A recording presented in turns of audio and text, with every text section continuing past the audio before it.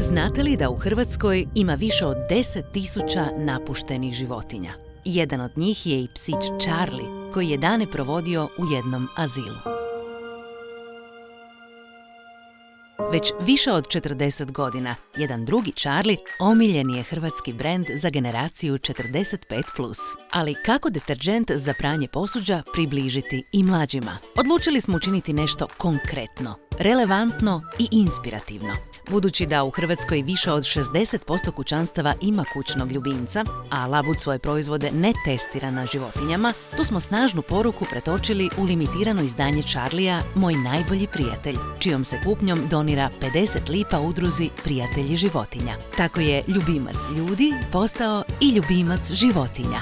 Glavnu ulogu u kampanji imali su stvarni junaci, štićenici 12 azila iz 7 hrvatskih gradova, a njihove priče aktivirale su publiku. Kampanja je provedena kroz niz platformi. Pokrenuli smo akciju udomljavanja na Facebook, Instagram i web stranici. U izboru za najšapu Hrvatske štićenici su predstavili svoje slogane, a pratili su vas i na putu do posla.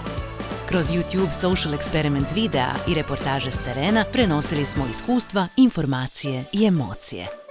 A ono što mi danas radimo je provjeravamo kako će ljudi reagirati na zlostavljanje psa na ulici.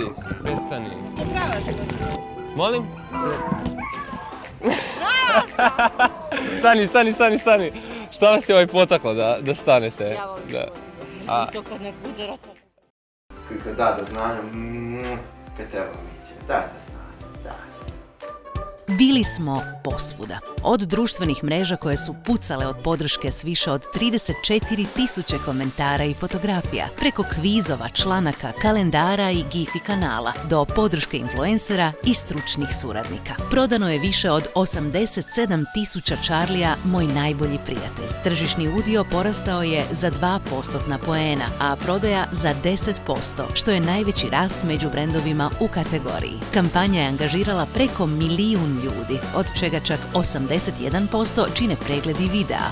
Wow! Koliko je kampanja bila i lokalno relevantna, pokazuje i podatak da su Virovitičani podržali izbor za najšapu, tako da su zakupili oglas u lokalnim novinama i pozvali na glasanje za svog sugrađanina Sanija.